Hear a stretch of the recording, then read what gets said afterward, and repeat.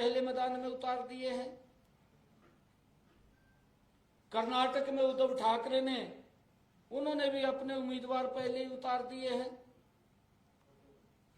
कांग्रेस और आम आदमी पार्टी छोड़कर सांसद और विधायक जा रहे हैं। अभी पिछले दिनों देखा, उत्तर प्रदेश में कांग्रेस को कोई भाव नहीं दे रहा है। इस गठबंधन गठबंधन के काम क्या हैं? इनके काम है जितना हो सके लूटो, हर दिन नया झूठ बोलो, मोदी जी को गाली दो, देश को बदनाम करो, हिंदू धर्म को गाली दो, जम के घोटाले करो, जांच एजेंसियां जब नोटिस दें तो इग्नोर करो, कार्रवाई हो तो कोर्ट पहुंचो, कोर्ट की फटकार लगाएं तो विक्टिम कार्ड खेलो, देश के लोकतंत्र पर खतरा बताओ, जनता को गुमराह करो, सारे चोर इकट्ठे हो जाओ, जोर जोर से बोलो, छाती पीट पीट कर बोलो, भ्रष्टाचारों को बचाओ। ये इंडी गठबंधन के नेताओं के काम है। और अगर हम देखें इस टोली को, जो गठबंधन गठबंधन है, देखने से पता ही चलेगा कि भ्रष्टाचारी हैं, जो भ्रष्टाचार के मामले में या तो जेल में हैं या बेल पर हैं। भ्रष्टाचार बचाओ रैली निकाल रहे हैं। ये देश के सामने कल एक सिनेरियो देखा है। ये संदेश खाली पर चुप हैं, कोई नहीं बोलता कि वहां पर क्या क्या अत्याचार महिलाओं के ऊपर हुए हैं। इनके नेता देश तोड़ने की बात करते हैं, लेकिन एक्शन के बजाय लोकसभा का टिकट देख करके उसको संजोते हैं। ये देश की शक्ति का अपमान करते हैं, लेकिन सब चुप रहते हैं। ये शाहजहां शेख जैसे अपराधी पर चुप रहते हैं, ये उदयनिधि स्टालिन के सनातन विरोधी बयान पर चुप रहते हैं, रामचरितमानस के अपमान पर चुप रहते हैं, ये अपने घोटाले पर चुप रहते हैं, लेकिन सजा पर सवाल उठाते हैं। ये हिंदू देवी देवताओं के अपमान पर चुप रहते हैं, ये झूठे आरोप लगाते हैं, लेकिन बाद में माफी मांगते हैं।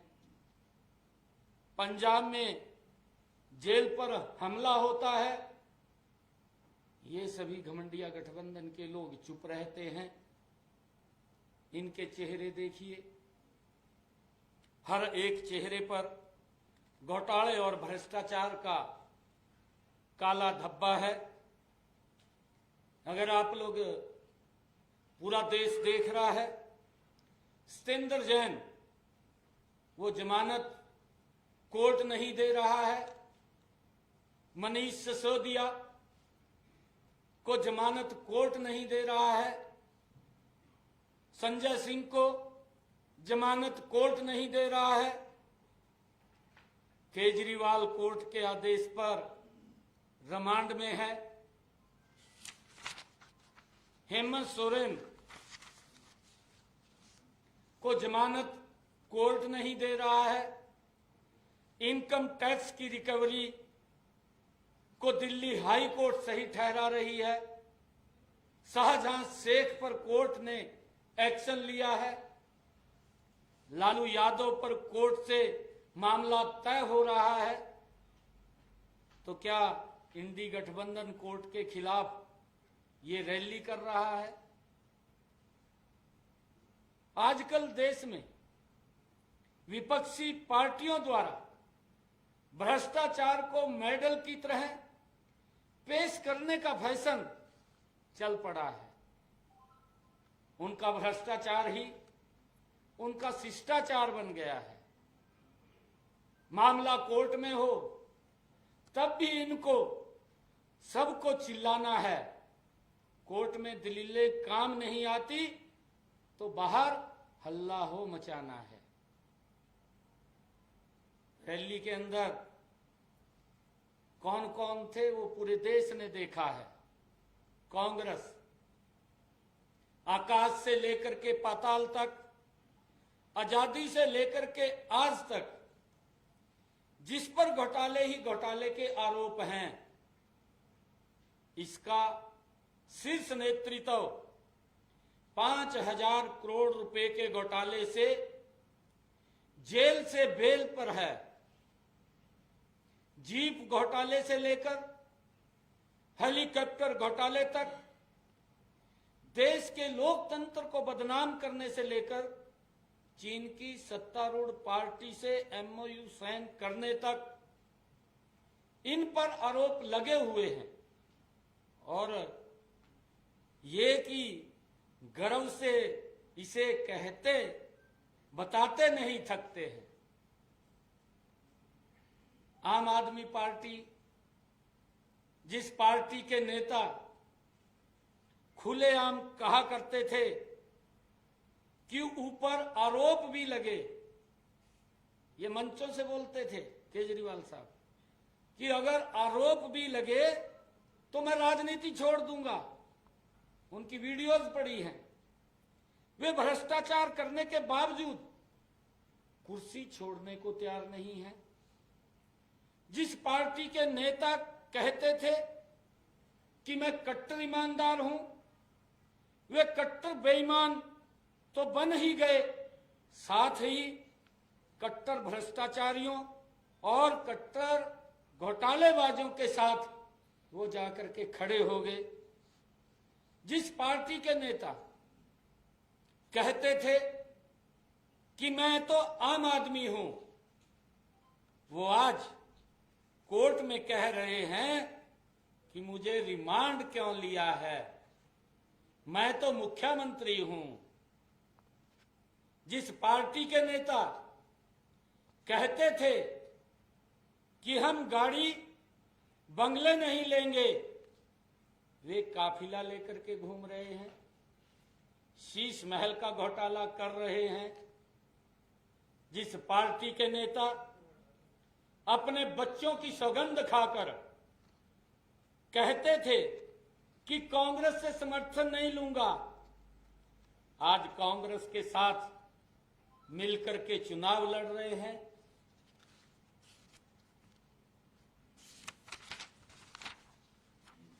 जिस पार्टी के नेता शिक्षा, स्वास्थ्य, बिजली और पानी पर काम करने की बात करते थे, आज वो शिक्षा में, हेल्थ में, बिजली में और पानी में भी घोटाला कर रहे हैं। अगर आरजेडी का देखें, चारा घोटाले से लेकर लैंड फॉर जॉब घोटाले तक सर से पांव तक घोटाले में डूबा हुआ है। अपनी बेटी का नाम मीसा रखकर कांग्रेस का खात्मा करने की बात कहने वाले लालू प्रसाद यादव आज कांग्रेस की ही गोद में बैठे हैं। बिहार पर वर्षों तक राज करने वाली राजद ने इस प्रदेश को बीमारू राज्य की श्रेणी में ला करके खड़ा करने का काम किया है। राजद के शासन में बिहार के लोग सिर्फ घोटालों और भ्रष्टाचार देखा है। चारा घोटाले में लालू प्रसाद यादव दोषी है ही, लेकिन लैंड फॉर जॉब घोटाले में भी उनके बेटे पर भी प्रवर्तन निदेशालय की जांच चल रही है। ईडी गठबंधन में शामिल होकर लालू का लक्ष्य मात्र अपने परिवार को सत्ता तक पहुंचाना है। परिवारवाद में तो लालू यादव ने सभी सीमाएं ध्वस्त की कर दी हैं।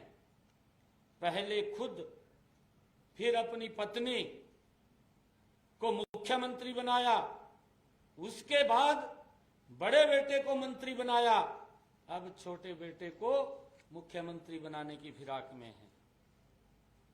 अगर इस इंडी गठबंधन के अंदर सपा की तरफ अगर हम देखें,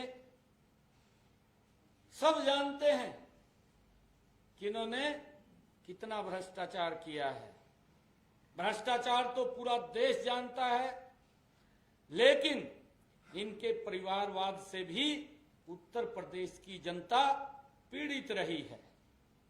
जो पार्टी कभी कांग्रेस को देश की सबसे बड़ी भ्रष्टाचारी पार्टी कहा करती थी, आज उन्हीं का साथी बनी हुई है। सनातन धर्म और रामचरितमानस पर आपत्तिजनक बयान देने के बावजूद सपा अध्यक्ष ने स्वामी प्रसाद मौर्य पर कोई कार्रवाई नहीं की है। अपने नाम से समाजवादी लेकर चलने वाली इस पार्टी के शीर्ष नेता को समाज और जनता नहीं, सिर्फ अपने परिवार की चिंता है। रामलीला मैदान में बैठकर तथाकथित तानाशाही हटाओ का नारा लगाने वाले अखिलेश यादव को याद रखना चाहिए कि उनके पिताजी मुलायम सिंह यादव जी ने राम भक्तों और कार सेवकों पर गोलियां चलाने का कार्य किया था।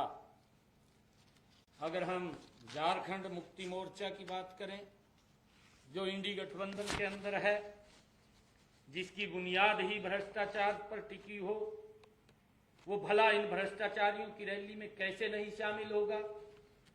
भ्रष्टाचार के मामले में कोर्ट हेमंत सोरेन को जमानत नहीं दे रहा है। हेमंत सोरेन अवैध खनन कर गरीब आदिवासियों के 1000 करोड़ रुपए गबन करने के आरोपी हैं।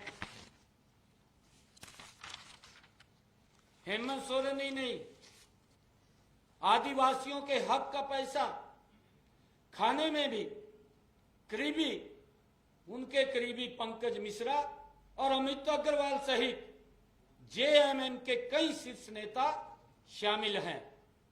खुद को आदिवासियों का नेता कहने वाले हेमंत सोरेन पर 8.5 एकड़ जमीन पर अवैध कब्जा करने का आरोप है।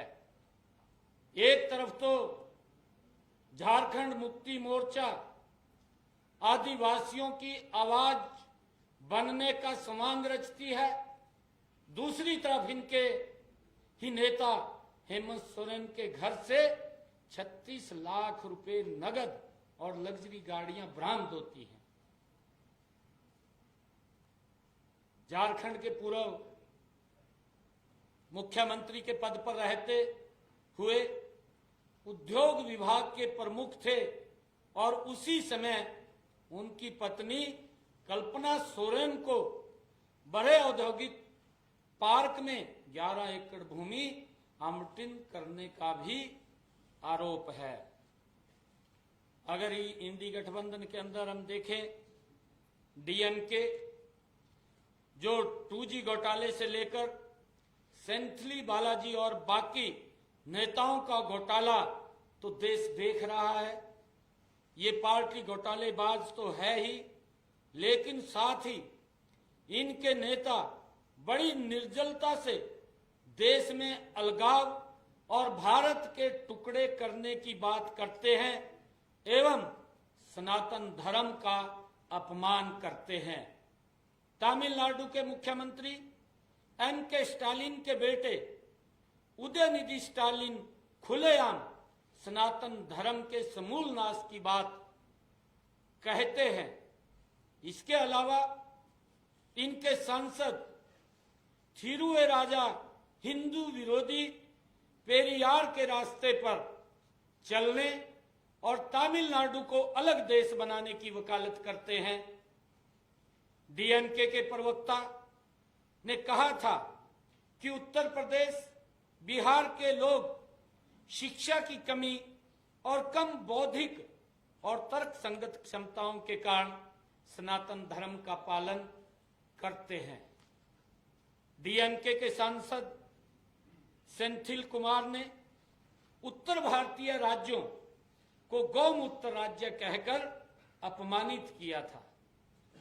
परिवारवादी पार्टियों ने गठबंधन में डीएमके भी एक नाम है, जहां एमके स्टालिन का एकमात्र लक्ष्य अपने बेटे उदयनिधि स्टालिन को सत्ता तक पहुंचाना है। इन्हें आम लोगों से कोई सरोकार नहीं है, कोई मतलब नहीं है।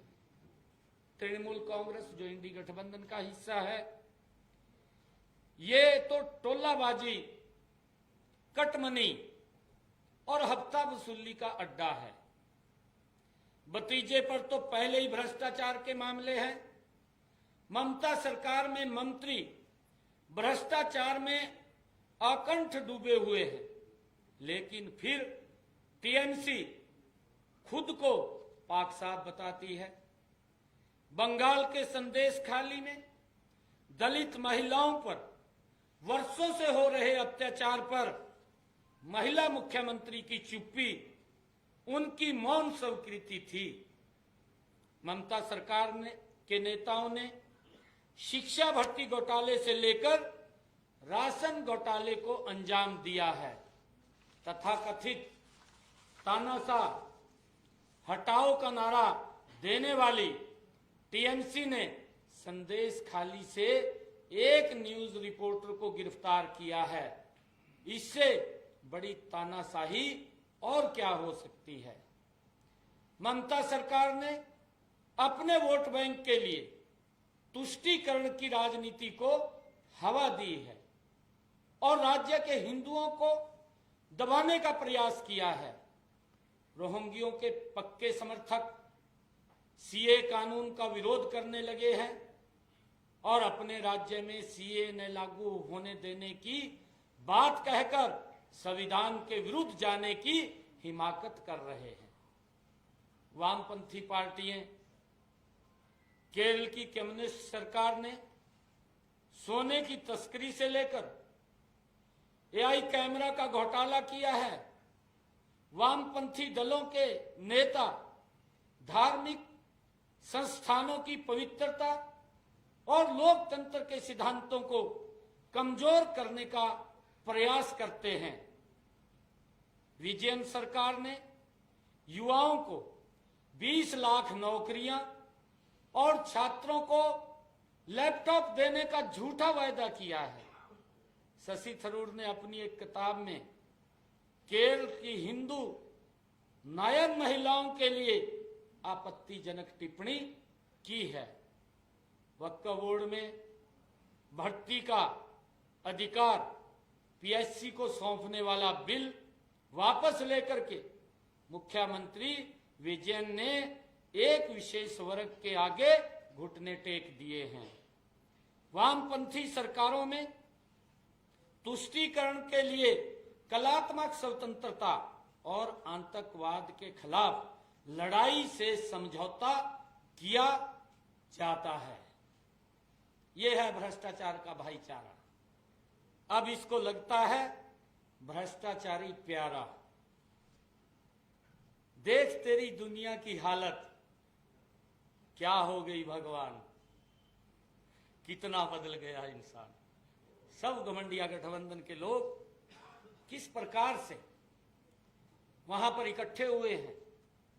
जिस तरह से शाहीन बाग में महिलाओं को आगे कर प्रदर्शन किया गया, उसी तरह आम आदमी पार्टी, झारखंड मुक्ति मोर्चा पार्टी के मुखिया अपनी अपनी धर्म पत्नियों को आगे कर रहे हैं। इन्हें अपने किसी कार्यकर्ता पर विश्वास नहीं है। आम आदमी पार्टी के जेल वाले मुख्यमंत्री कहा करते थे, अरविंद केजरीवाल जी के बयान है ये, वो कहा करते थे फर्स्ट रेजिग्नेशन देन इन्वेस्टिगेशन। ये केजरीवाल के शब्द थे। और अब क्या है, forget resignation. We want joint investigation. We will celebrate corruption. ये अगर किसी ने जो शब्द थे, ये शब्द ये केजरीवाल साहब के हैं। और मैंने आज, क्योंकि कल सभी गठबंधन गठबंधन के लोग रामलीला मैदान में वो इकट्ठे होकर के जिस प्रकार का उन्होंने अपने आप को बचाने के लिए वो इकट्ठे हुए हैं, उनकी लड़ाई देश के अंदर कोई विजन की नहीं है या कोई विकास की नहीं है। उनकी लड़ाई है कि भ्रष्टाचारियों को कैसे बचाया जाए। इस प्रकार की लड़ाई वो देखने को वहाँ मिली है। उसका थोड़ा सा संक्षिप्त विवरण आपके बीच में मैंने रखा है। आप सबका धन्यवाद। देखिए, कोई भी साथी सवाल पूछे, केवल संख्या और समय का ध्यान रखते हुए हर साथी से निवेदन है कि 2 सवाल एक साथी पूछे और काउंटर सवाल ना करे। नहीं, कोई एक बार रेज करें अपना हाथ, जिसको सवाल पूछना है, और उसके बाद हम लेते हैं आपको क्वेश्चन। जी मिश्रा जी।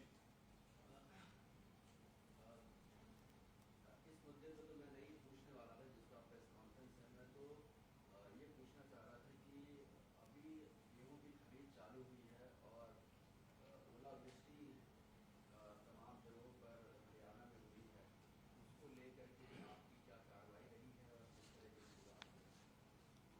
ओलावृष्टि को लेकर के हमने तुरंत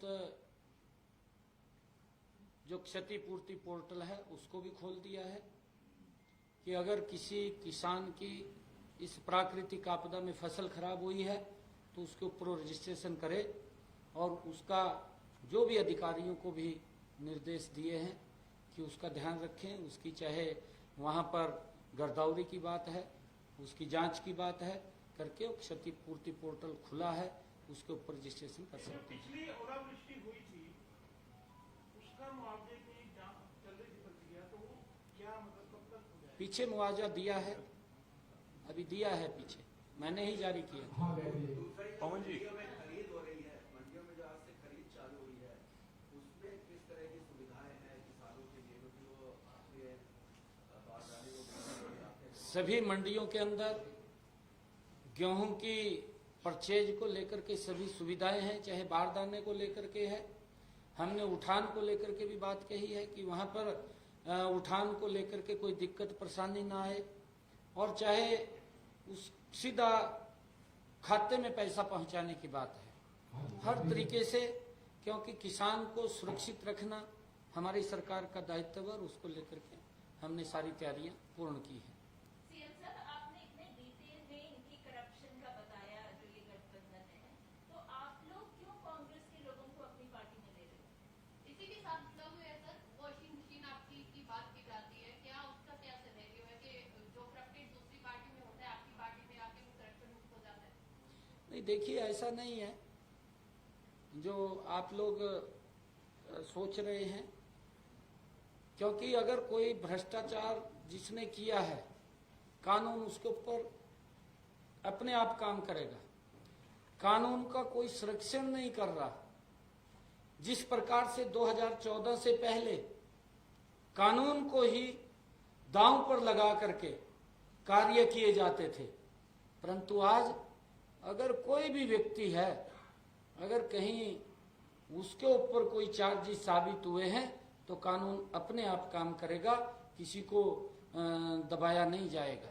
पवन जी, भाजपा ने नारा दिया था कांग्रेस मुक्त भारत, और अब कांग्रेस युक्त भाजपा कहने लगे लोग, क्योंकि लगातार आपकी पार्टी ज्वाइन कर रहे हैं लोग, तो भाजपा नहीं, देखिए हमारा, एक मिनट, जो आपने बात कही है, भारतीय जनता पार्टी एक दल है और इसमें लोग ज्वाइन कर रहे हैं। कांग्रेस से भी आकर के ज्वाइन कर सकते हैं। जो कांग्रेस के अंदर अच्छे लोग हैं और जिन लोगों की आवाज वहां सुनी नहीं जाती थी, जिन लोगों की आवाज दबा दी जाती थी, ऐसे सब लोग जिनको लगता है कि हम भारतीय जनता पार्टी के अंदर जाएं, तो उनका हमने स्वागत किया है, हम सबको शामिल कर रहे हैं और भी शामिल करेंगे।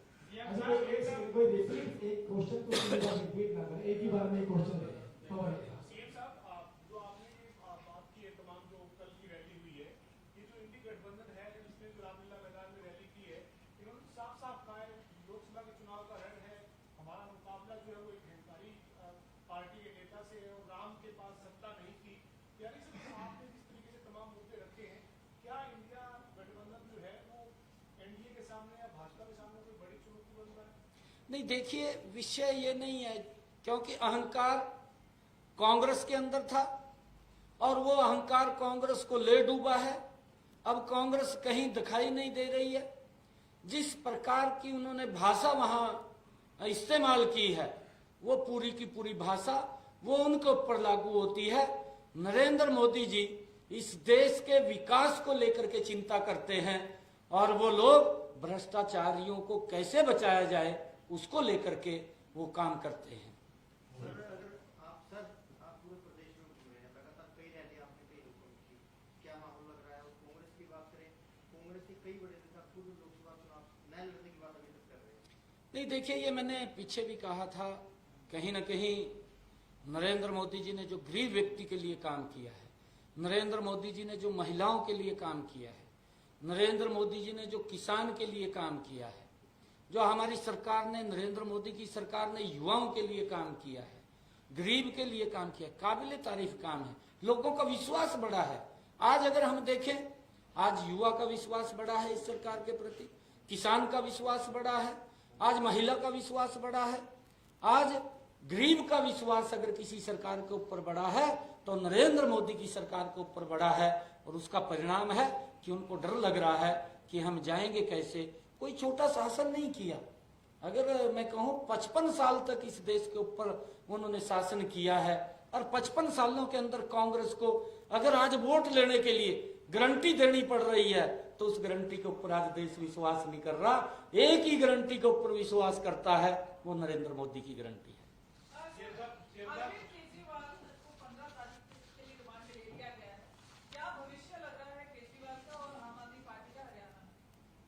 नहीं, देखिए इसके ऊपर मैंने कुछ नहीं कहना है। हमने कहा है कि जो भ्रष्टाचार किया है, मैंने शायद एक प्रेस कॉन्फ्रेंस भी करी थी, मेरे ऊपर भी यहाँ का जो इन्होंने एक व्यक्ति उतारा है, उसने कुछ बातें कही थी, वो पता नहीं किसके कहने से उसने कही थी, उसको जानकारी नहीं थी पूरी।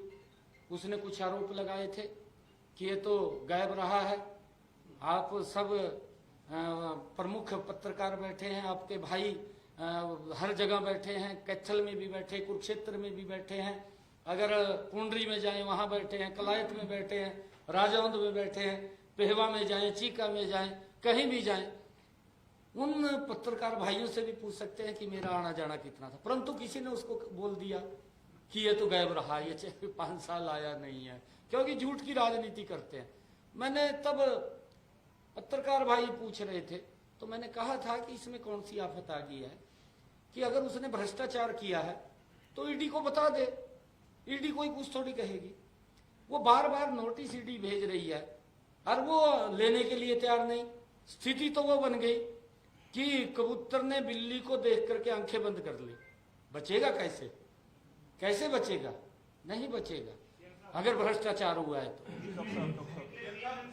जैसे जैसे चुनाव आता है वैसे ही कांग्रेस के हों, बीजेपी के हों, आम आदमी पार्टी के हों, कोई भी पार्टी के हो, मौका प्रस्ती देखते हैं, दूसरे दल के अंदर शामिल हो जाते हैं, टिकट पा जाते हैं।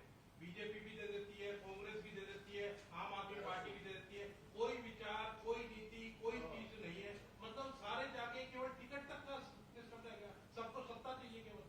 नहीं, देखिए नरेंद्र मोदी जी के नेतृत्व के अंदर ये आम व्यक्ति भी इसकी चर्चा कर रहा है, दूर दराज बैठा हुआ भी व्यक्ति चर्चा कर रहा है कि देश बदला है, क्योंकि इन 10 वर्षों के अंदर धरातल के ऊपर काम नजर आए हैं। अगर हम हरियाणा के अंदर बात करें, ऐसी सिस्टम मनोहर लाल जी ने डेवलप किया था हमारे हरियाणा के अंदर कि बिना पर्ची के, बिना खर्ची के, एक बड़ी ये कुरीति थी कि गरीब व्यक्ति तो सोच भी नहीं सकता था कि उसको नौकरी लग जाएगी। आज गरीब का बेटा भी बिना पर्ची के बिना खर्ची के नौकरी लगा है हरियाणा सरकार के अंदर। ये सिस्टम डेवलप किया है और इसी को लेकर के, इन सब बातों को लेकर के आज लोगों के अंदर इस सरकार के प्रति उत्साह है, जोश है। और आने वाले 25 तारीख को, जब 4 तारीख को रिजल्ट आएंगे, हमारी 10 की 10 लोकसभा की सीटें कमल के फूल के ऊपर नरेंद्र मोदी जी के पास भेज करके तीसरी बार प्रधानमंत्री बनाने का काम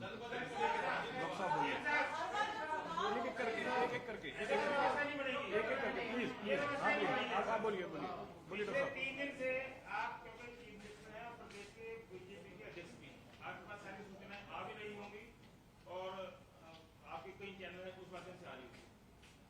लक्ष्मण नाका विधायक हैं, वो गए, उनका किसानों ने विरोध कर दिया। आज अशोक तंवर गए, उनका किसानों ने विरोध कर दिया। आप कह रहे हैं हमने किसानों के प्रति बहुत सारे काम किए, किसान विरोध में बैठे हैं।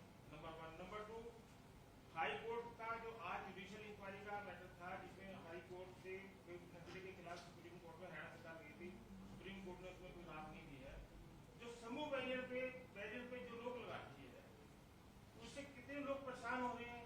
किसानों को जाने देना का अलग विषय है, लेकिन कितने लोग उससे परेशान हो रहे हैं। इसकी व्यवस्था, ट्रैफिक की व्यवस्था ही नहीं बढ़ा पा रहे। इसको आप किस एंगल से नहीं देखिए, नहीं देखिए, मैं आपको एक बात और कहना चाहता हूं, क्योंकि सरकार ने लगातार कि ये सारा का सारा विषय का इसका समाधान हो, और उसको लेकर के सरकार के लगातार मंत्री, कैबिनेट स्तर के मंत्री चंडीगढ़ के अंदर भी उनसे वार्ताएं की हैं। जो हमारे जो किसानों के प्रतिनिधि जो आंदोलनरत थे, उन किसानों के मुखियाओं को बुलाया था, बुला करके उनसे बातचीत भी की है। देखिए, अगर मैं कहीं बैठा हूँ और मैं परिवार का मुखिया हूँ, तो परिवार के मुखिया के नाते घर कैसे चलाना है वो हर परिवार के मुखिया को मालूम है। कहीं भी किसी परिवार के अंदर है, जो मुखिया है उसको मालूम है कि कहाँ से सामान आ रहा है, कहाँ जा रहा है, परंतु वो ठीक दिशा में जाए। और उसको लेकर के नरेंद्र मोदी जी की सरकार और चाहे हमारे हरियाणा की सरकार डबल इंजन की सरकार रही है। एक मैं बता रहा हूँ, भ्रष्टाचार के ऊपर एक कड़ी चोट वो की है हमारी सरकार ने। और उसके बावजूद मैं बताता हूँ कि इन सब बातों को लेकर के लगातार हमारे मंत्री उनसे वार्ता करते रहे। भी आपकी जो मांगे हैं, उन मांगों के ऊपर बैठ करके आप सार्थक विचार कीजिए। देश परेशान नहीं होना चाहिए, और देश अगर इस प्रकार की उग्र स्थिति में हम रहेंगे तो देश के लोगों को नुकसान होगा। लोग परेशान होते हैं। आप बैठ करके वार्ता कीजिए। हमारे मंत्री आए, वार्ता की, अरे कुछ का समाधान आज हो जाएगा, कुछ का कल हो जाएगा, परंतु हमें धैर्य रखना चाहिए। ये धैर्य रखना चाहिए।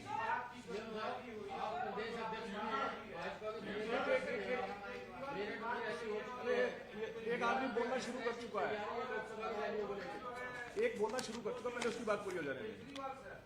जी बोलिए। हाँ जी, रैली पर कल बात की आपने। केजरीवाल आज न्यायिक हिरासत में भेज दी गई 14 दिन के लिए, उसके बावजूद भी उन्होंने मुख्यमंत्री पद से अभी तक इस्तीफा नहीं दिया। ये आप पूछिए ये क्यों नहीं दिया?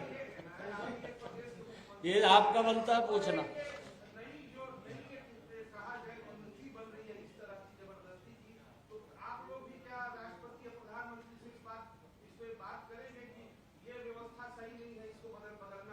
नहीं देखिए, मैंने पूरी डिटेल के अंदर बात रखी है।